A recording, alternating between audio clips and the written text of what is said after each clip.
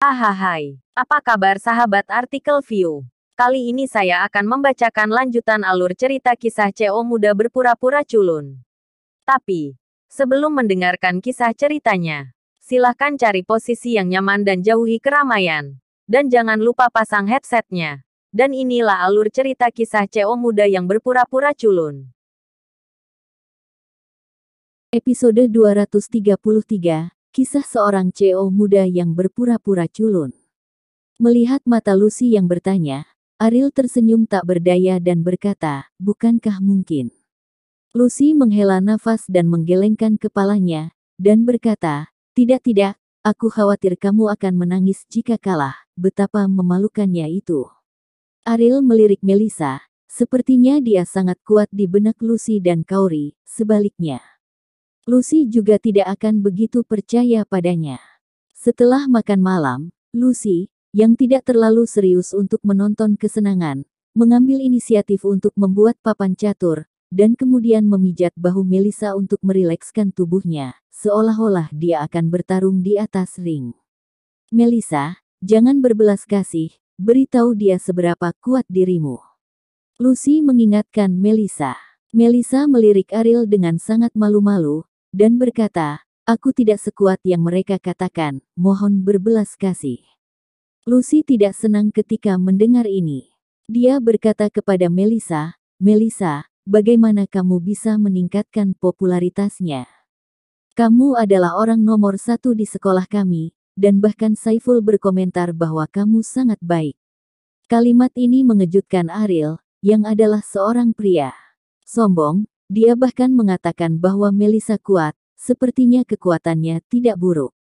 Namun bagi Ariel yang memiliki semangat juang tinggi, bahkan jika Saiful ada di depannya, dia memiliki peluang untuk menang, belum lagi Melissa. Melissa kembali kali ini untuk berpartisipasi dalam kompetisi catur.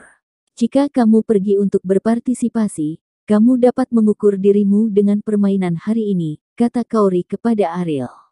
Ariel mengangguk, memegang yang hitam terlebih dahulu. Karena Kauri dan Lucy tidak mengerti catur, kesenangan semacam ini dengan cepat menjadi membosankan. Keduanya duduk di samping dan mengobrol tentang hal-hal yang biasa mereka lakukan di sekolah.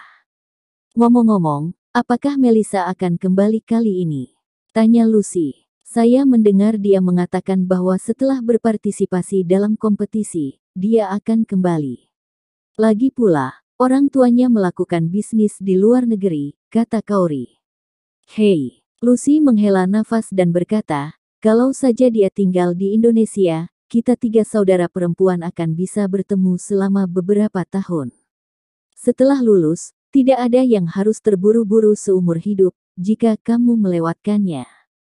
Bukankah lebih baik pergi ke luar negeri untuk melihatnya di masa depan?"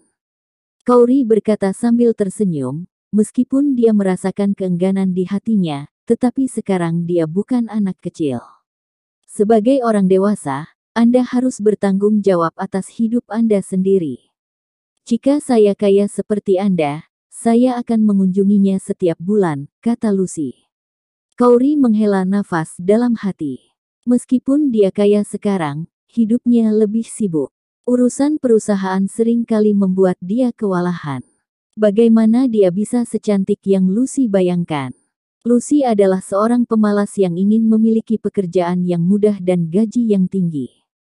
Meskipun tidak ada masalah besar dengan kepribadiannya, sikapnya terhadap kehidupan ditakdirkan untuk tidak menjadi pencapaian besar. Ini Kauri pernah mengingatkan Lucy, tetapi sikap Lucy tidak menunjukkan kekhawatiran. Sejak itu, Kauri tidak banyak bicara. Pada saat ini, Lucy melihat ekspresi Melissa yang semakin serius dan berkata, "Ariel tidak bisa benar-benar menang melawan Melissa. Bagaimana ekspresi Melissa bisa begitu jelek?" Kauri juga sedikit terkejut ketika dia menemukan ini. Dia tidak melihatnya setelah Ariel bermain catur. Dapatkah dikatakan bahwa dia benar-benar seorang master? Kauri tiba-tiba memikirkan sesuatu. Dia tidak tahu tentang kemampuan Ariel bermain piano sebelumnya. Tetapi di pusat perbelanjaan, penampilan Ariel di restoran Kristal mengejutkan Bandung. Ada begitu banyak hal yang tidak diketahui Kauri, sepertinya bukan hal yang aneh untuk mengatakan bahwa dia bisa bermain catur. Kapan aku akan mengenalmu yang sebenarnya? Lucy bangkit dan berjalan di depan dua orang yang sedang bermain catur. Dia tidak bisa memahami situasi di papan catur, tetapi dia bisa merasakan Melissa yang semakin gugup. Tangan kanan Melissa terus menggenggam jari telunjuknya dengan ibu jarinya, yang akan dia lakukan saat dia sangat gugup. Lucy melirik Ariel, dan kemudian dengan cepat membuang muka. Ariel fokus. Itu memancarkan rasa yang lebih obsesif.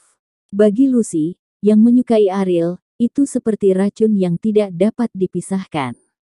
Untungnya, Lucy tahu betul garis pemisah antara dirinya dan Ariel. Ini adalah suami sahabat yang seperti saudara perempuan terbaiknya, dan bahkan jika dia memiliki perasaan untuknya, dia hanya bisa menyembunyikannya di dalam hatinya. Saat putra terakhir Ariel jatuh, permainan catur diputuskan. Melissa menghela nafas panjang dan berkata, "Saya pikir pada usia saya, seharusnya tidak terlalu sulit untuk maju. Saya tidak berharap Anda menjadi begitu kuat. Saya harap saya tidak akan bertemu Anda di babak penyisihan." Ariel tersenyum dan berkata, "Kompetisi tidak berarti apa-apa bagiku. Jika bukan karena musim panas, aku tidak akan berpartisipasi dalam kompetisi." Melissa mengangkat alisnya.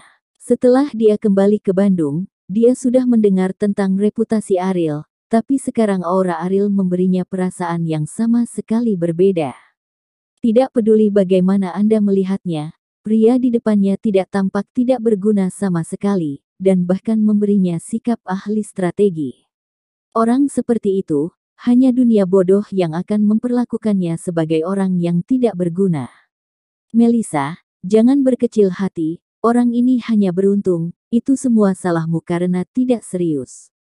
Ketika Lucy menyemangati Melissa, dia tidak lupa meremehkan Ariel.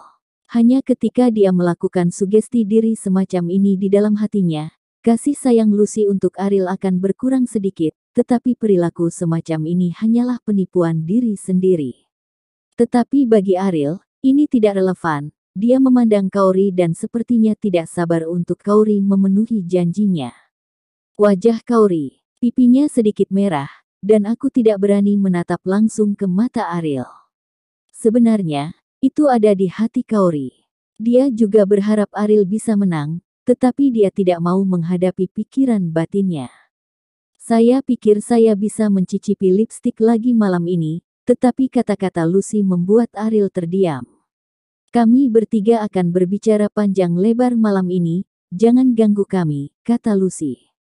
Artinya Ariel tidak memiliki kesempatan untuk kembali ke kamarnya, yang membuat Ariel merasa tidak berdaya. Tetapi ketiga saudara perempuan itu sudah lama tidak bertemu, jadi Ariel hanya bisa membiarkan mereka pergi. Datang ke Jepang untuk waktu yang lama. Dia tidak perlu khawatir Kaori akan curang. Malam itu, ketika Kaori sedang tidur, dia menerima telepon dari Rian. "Saudara Ariel, orang-orang telah dibawa pergi," kata Rian. "Sangat cepat." Ariel bertanya dengan heran. Dia mengatakan sebelumnya bahwa dia akan mengirim penjual ke tempat yang ditentukan, jadi dia tidak pernah berpikir itu akan begitu tiba-tiba. Cara mereka melakukan sesuatu tidak dapat diprediksi oleh orang biasa, tetapi karena mereka telah dibawa pergi, seharusnya tidak ada masalah, kata Ariel.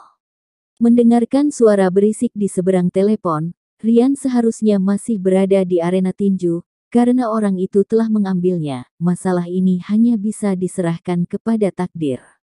"Oke, kamu sibuk," kata Ariel.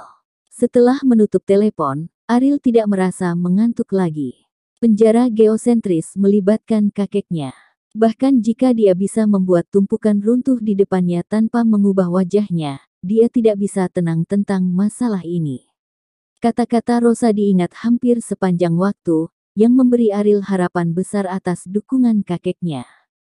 Bahkan jika harapan semacam ini sebenarnya sangat tipis, Ariel dengan tegas percaya bahwa mungkin, kakek benar-benar ada di suatu tempat di dunia ini, tetapi dia telah kehilangan kebebasannya, sehingga dia tidak dapat muncul di depannya. "Kakek, jangan khawatir, selama kamu masih hidup, dimanapun kamu berada, aku akan menyelamatkanmu. Pedro, jangan kecewakan aku, selama kamu bisa menemukan kakekku, Ariel berjanji. Anda seumur hidup kemakmuran dan kekayaan. Tidak ada kata-kata. Kakek, cucumu sangat merindukanmu. Ariel, yang sedang berbaring di tempat tidur, jarang menunjukkan sisi rapuhnya, dan tidak ada air mata yang menggantung dari sudut matanya baginya. Seluruh masa kecilnya penuh dengan ketidaknyamanan, dan bayangannya, hanya ketika kakeknya masih ada dia bisa merasakan arti rumah. Ariel masih ingat bahwa kakeknya pernah berkata bahwa hanya dia yang bisa mengurus keluarga Wibowo. Saat itu, Ariel tidak mengerti mengapa kakeknya memberikan tanggung jawab yang begitu berat padanya, tetapi sebuah obsesi muncul di hatinya selama kakek berkata, dia harus melakukannya. Untuk Ariel, dia bisa kehilangan seluruh dunia, tetapi hanya kakeknya dan Kaori yang tidak bisa kalah. Bersambung.